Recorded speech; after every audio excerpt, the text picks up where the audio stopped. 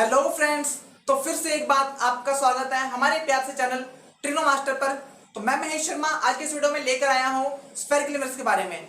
Last lecture में हमने plane mirror के बारे में अच्छे से डिटेल में पढ़ लिया था। अगर आपने वो वीडियो नहीं देखा है, अगर आपने वो लेक्चर मिस कर दिया है तो आप प्ले लिस्ट में जाकर उस वीडियो को देख सकते हैं।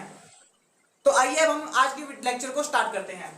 सबसे पहले हम स्फेरिकल मिरर की डेफिनेशन से मूव करेंगे। डेफिनेशन क्या है? These are those mirrors which looks like a piece cut out of a spherical surface।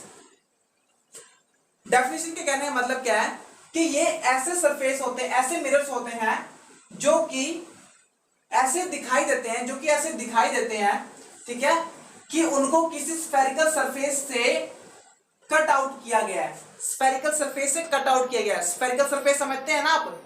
जैसे एक हमारे पास बॉल होता है, एक फुटबॉल होता है, उसको हम स्फेयर कहते हैं। वो एक स्फेयर का ही पोर्शन होता है, ठीक है। स्फेयर का एग्जांपल जो है वो है बॉल एंड फुटबॉल, ठीक है। तो ऐसे मिरर्स जिनको हम स्फेरिकल सरफेस से कट कर दें, जैसे कि मान लो ये मेरे पास स्फेयर है, अगर मैं इसको कट कर दूं, ये देखो, ठीक है, और इसको मैं एक साइड से पॉलिश कर दूं तो हमारे पास ये क्या बन जाएगा? स्फेरिकल मिरर, ठीक है। अच्छा, it is derived from hollow sphere. Hollow sphere का मतलब क्या है? आपने स्फेयर का मतलब समझ लिया। होलोस्फेयर वो होते हैं जो अंदर से खोखले होते हैं। खोखले इन द सेंस, जैसे कि अगर आपने बैलून देखा होगा, बैलून के अंदर हवा के अलावा कुछ नहीं होता है ना। फुटबॉल है, फुटबॉल के अंदर हवा भरते हैं, उसके अलावा और कुछ नहीं होता है। तो जो अंदर से कुछ नहीं होता है हवा के अलावा, उसको हम कहते हैं होलोस्फेयर, ठीक है। जैसे कि हमारे पास एग्जांपल हो गया बैलून, लेकिन उसका मटेरियल कौन सा होना चाहिए? आपने ये ध्यान रखना है, उसका जो मटेरियल होना चाहिए वो होना चाहिए glass. Glass in the sense कांच होता है ना, वो होना चाहिए, ऐसा उसका मटेरियल होना चाहिए, ठीक है। तो जैसा कि मैंने आपको लास्ट लेक्चर में बताया था, स्फेरिकल मिरर्स टू टाइप्स की होती हैं। फर्स्ट होता है कन्वेक्स मिरर एंड सेकंड होता है कनकेव मिरर, ठीक। अभी मैंने आपको बताया कि जो स्फेरिकल मिरर्स हैं वो एक स्फीयर से ड्राइव होती हैं, है ना, एक स्फीयर से ड्राइव होती हैं। तो अब देखिए ध्यान से, यहां से बात को समझना। एक हमारे पास होलोस्फीयर होता है, उसको हम क्या करते हैं? कट करते हैं बीच में से। जैसे कि मैंने मान लो इसको कट कर दिया, 2 पार्ट्स में डिवाइड कर दिया, ठीक है, ये मैंने इसको कट कर दिया, ठीक है। अब ध्यान रखिए, कभी भी किसी भी मिरर को अगर पॉलिश करना है, पॉलिशिंग तो मैंने आपको बताया था सिल्वर ब्रोमाइड की होनी चाहिए, ठीक है। अगर किसी भी मिरर को पॉलिश करना है तो हमेशा इसकी राइट साइड ये है ना, लेफ्ट साइड ये है, तो हमेशा इसको पॉलिशिंग जो है ना वो राइट साइड से ही होगी। तो राइट साइड से इसको पॉलिश करना है, दोनों मिरर्स को राइट साइड से ही पॉलिश करनी चाहिए, ठीक है। अगर आप इसको इस साइड से लेफ्ट साइड से पॉलिश करते हो तो फिर वो गलत हो जाएगा। अब देखिए, ये हमारे पास दो मिरर्स बन गए, एक की जो बाहर वाली साइड है वो पॉलिश है, एक की जो अंदर वाली साइड है वो पॉलिश है, ठीक है। फिर लाइट की जो रे है वो स्ट्राइक होकर यहां से रिफ्लेक्ट होगी, है ना। तो ये हमारे पास रिफ्लेक्टिंग सरफेस हो गया। ये जो सरफेस है, अंदर वाला जो सरफेस है वो रिफ्लेक्टिंग सरफेस हो गया, ठीक है। तो ध्यान से देखिए, ये आपको देखने में कुछ गुफा की तरह नहीं लग रहा? गुफा के अंदर देखो, ये अंदर की तरफ लाइट की रे जा रही है ना। तो फिर जब लाइट की रे गुफा के अंदर, मतलब कि केव का मतलब क्या होता है? गुफा। तो जब लाइट की रे गुफा के अंदर जाए तो उसको हम कहते हैं कनकेव मिरर, ठीक है। और यहां पर ये देखिए, ये वाली साइड उभरी है, रिफ्लेक्टिंग साइड इसकी लेफ्ट हैंड साइड है। तो जब लाइट की रे कहां पर जाए? वैक्स मींस उभरा हुआ पोर्शन पे जाए, ठीक है, तो फिर उसको हम कहते हैं कन्वेक्स मिरर। समझ गया? जब लाइट की रे केव के अंदर जाए तो कनकेव मिरर, जब लाइट वैक्स मतलब कि उभरी हुई पोर्शन पे जाए तो उसको हम कहते हैं कन्वेक्स मिरर, ठीक है। तो आइए अब हम जानते हैं कि इसका सेंटर, रेडियस और फोकस क्या होता है। जैसे कि हमारे पास कन्वेक्स मिरर है, ठीक, कन्वेक्स मिरर है। अगर मैं इसको एक्सटेंड कर दूं, ये हमारे पास किसका पार्ट है? एक स्फेयर का पार्ट है। तो मैं इसको फिर से एक स्फेयर बना लूं, ठीक है, ये कुछ स्फेयर बन रहा है हमारा, है ना। ये बन गया स्फीयर। अब ये स्फीयर है, ठीक है। जैसे ही हमारे पास सर्कल होता है मैथ्स में, इस सर्कल का एक सेंटर होता है, सेंटर को अगर हम इसके पॉइंट से मिला दें तो ये जो लाइन है इसको हम रेडियस कहते हैं, है ना। अब इस सर्कल का एक सेंटर होता है, जैसे इस सर्कल का एक सेंटर है सी, वैसे ही इस स्फीयर का भी एक सेंटर होगा जरूर। तो मान लीजिए ये पॉइंट जो है, इसका सेंटर जो है वो ये है, इसके सेंटर को हमेशा हम सी से डिनोट करते हैं, तो इसका सेंटर पता लग गया। अब अगर देखो इसके सेंटर को अगर मैंने इसकी पॉइंट से मिलाया तो उसको हम रेडियस कहते हैं। सिमिलरली यहां पर भी अगर इसको मैं इसकी पॉइंट से मिला दूं तो यहां से यहां तक का जो डिस्टेंस है उसको हम कहेंगे रेडियस, ठीक है। जिस पॉइंट में मिलाया उसको हम पी बोल रहे हैं, और इस पॉइंट को जिस पॉइंट से हमने मिलाया उस पॉइंट को हम कहते हैं पी, मींस इसको कहते हैं पोल। जो पोल है ना, किसी भी स्फेरिकल मिरर में पोल एक बहुत ही ज्यादा मायने रखती है, क्योंकि हर एक डिस्टेंस जो है वो पोल से ही मेजर किया जाता है, ठीक है। तो जो P से C तक का डिस्टेंस है वो हम क्या कहेंगे, रेडियस, रेडियस ऑफ कर्वेचर। जो हमारे पास ये मिरर है इसका रेडियस क्या हो गया, PC, ठीक है। अगर मैं इसके रेडियस को हाफ कर दूं, आधा कर दूं, इसका ये रेडियस है, इसका हाफ कर दूं ये, तो इस हाफ को हम कहते हैं फोकस, ठीक है। फोकस को हम छोटे f से डिनोट करते हैं, तो फोकस क्या हो गया r/2, ठीक है, रेडियस का हाफ। इतना पता लग गया। अब ये जो एक्सिस है ना, अगर मैं इसको एक्सटेंड कर दूं ऐसे, ये जो हमारे पास एक्सिस निकली, ये जो लाइन गई है ना, इस एक्सिस को कहते हैं प्रिंसिपल एक्सिस। क्या कहते हैं, प्रिंसिपल एक्सिस, ठीक है। समझ लग गया इतने टर्म्स। स्फेरिकल मिरर्स में एक बहुत ही इंटरेस्टिंग बात होती है। इंटरेस्टिंग बात क्या होती है, जो कन्वेक्स मिरर है ना, इसका जो फोकस होता है वो होता है पॉजिटिव, और जो कनकेव मिरर है इसका फोकस होता है नेगेटिव। है ना इंटरेस्टिंग सी बात। ऐसा क्यों होता है मैं आपको समझाता हूं। ये हमारे पास एक मिरर है, ठीक है। इसको हमने स्फीयर में कन्वर्ट किया, इसको भी हमने स्फीयर में कन्वर्ट किया, ठीक है। इसका कुछ सेंटर होगा सी, और यह है फोकस। हम फोकस से बात करें तो हम यहाँ फोकस को ही लिखूंगा, बाकी नहीं लिखूंगा, बाकी कोई टर्म नहीं लिखूंगा, ठीक है। तो ये होगा इसका फोकस। अब ये हमारे पास पोल है। मैंने आपको अभी क्या बताया कि पोल जो है हर एक डिस्टेंस को हम पोल से मेजर करते हैं। अब यहां से ना मैं आपको थोड़ा सा अब यहां से आप थोड़ा ध्यान दीजिए। आपने मैथ्स में पढ़ा होगा कोऑर्डिनेट सिस्टम।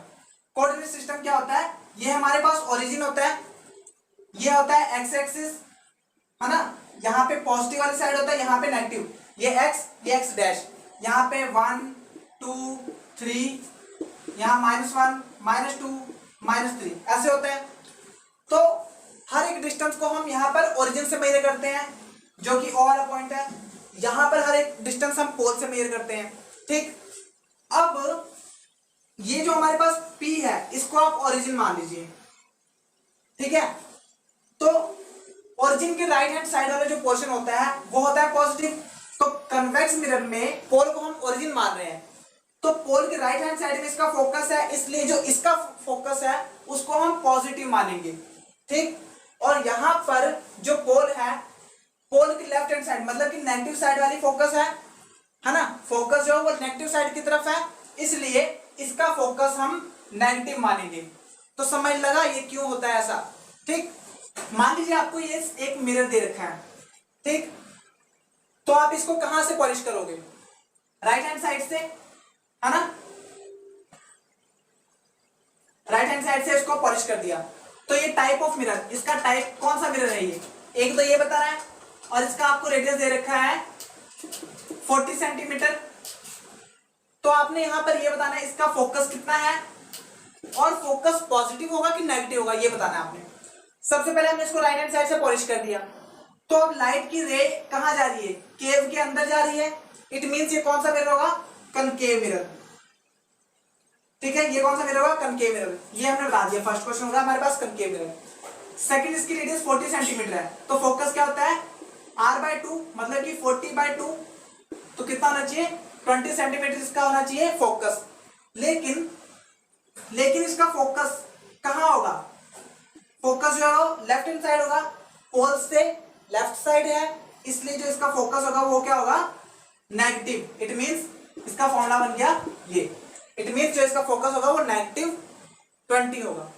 अब ऐसे ही मैं यहाँ पर एक और एग्जांपल देता हूं। मान लीजिए आपको ये मिरर दे रखा है, ठीक है, और इसका रेडियस दे रखा है 50 सेंटीमीटर, तो आपने इसका फोकस बताना है क्या है, और आपने इसका टाइप बताना है कौन सा मिरर है। ठीक, सबसे पहले हम इसको पॉलिश कहां से करेंगे, राइट साइड से।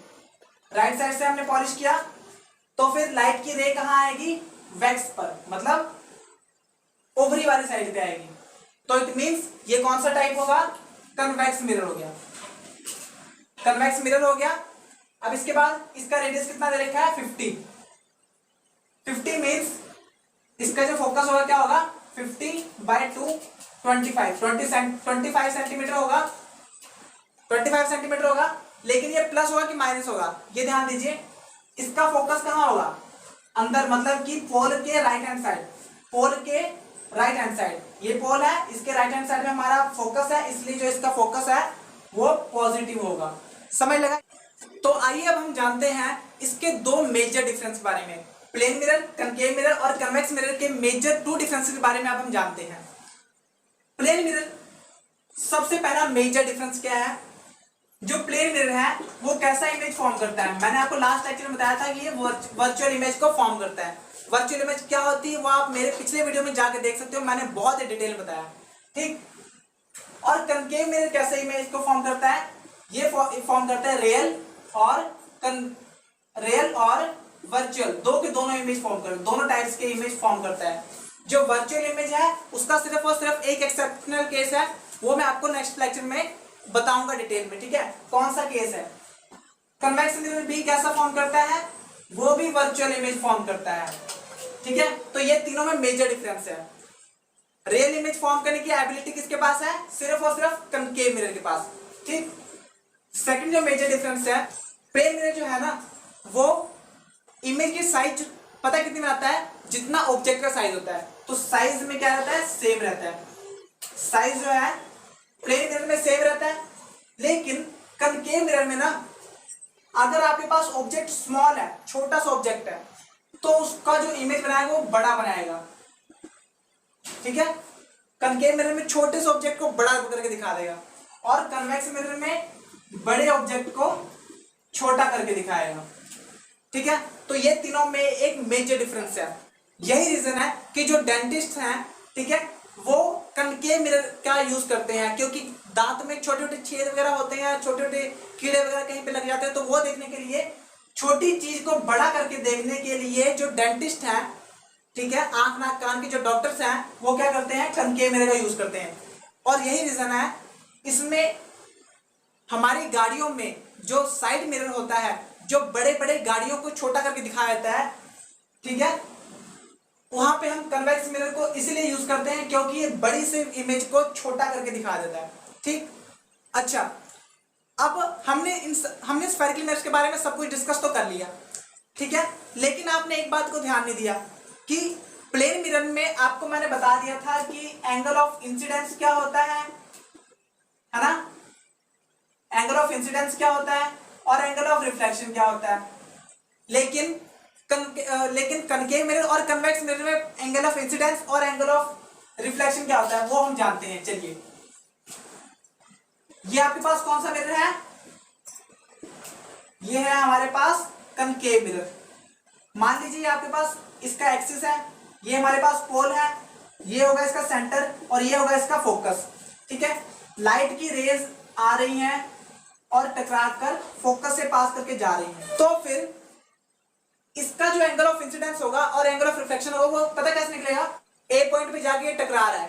ठीक है, तो इस पॉइंट को, इस ए को मैं मिला दूंगा सेंटर से मिला दूंगा। अब सेंटर के इधर ये जो पोर्शन बना रहा है सेंटर के साथ, ये जो इंसिडेंट रे है, जो रे आके टकरा रही है, वो सेंटर के साथ जो भी एंगल बनाएगा वो हमारे पास हो गया एंगल ऑफ इंसिडेंस। और रिफ्लेक्टेड रे हमारे पास ये वाली है, ठीक, ये वाली रे रिफ्लेक्टेड रे है, तो ये सेंटर के साथ जो भी एंगल बनाएगा वो हमारे पास होगा एंगल ऑफ रिफ्लेक्शन। ठीक है, अगर हम ऐसी बात करें कन्वेक्स मिरर की, कन्वेक्स मिरर हमारे पास ये मान लो, और ये इसका एक्सिस है, ये हमारे पास इसका सेंटर है, और ये है इसका फोकस। मान लीजिए ये लाइट आके टकरा रही है इससे, इंसिडेंट कर रही है पॉइंट ए पर, ठीक, और ये रिफ्लेक्ट होके जा रही है।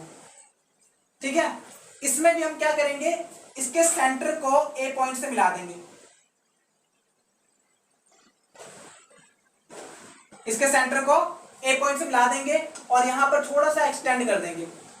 ठीक है, तो इस सेंटर के साथ इंसिडेंट रे जो एंगल बनाएगा, ये इंसिडेंट रे है तो ये जो भी एंगल बनाएगा वो हमारे पास होगा एंगल ऑफ इंसिडेंस, और ये रिफ्लेक्ट हो रहा है रे, तो ये रे जो भी एंगल बनाएगा उसको हम कहेंगे angle of reflection. So I hope कि आज का जो टॉपिक है वो आपको पता लग गया। ठीक है, अगर आपको किसी भी तरीके की प्रॉब्लम आती है तो प्लीज हमें कमेंट सेक्शन में अपने सजेशन दीजिए और अपने प्रॉब्लम्स लिख के भेजिए ताकि हम उनका सोल्यूशन कर सकें। ठीक, मिलते हैं आप नेक्स्ट लेक्चर में, नेक्स्ट वीडियो के साथ, नेक्स्ट टॉपिक के साथ। तो तब तक के लिए आप सब अपना ख्याल रखिए।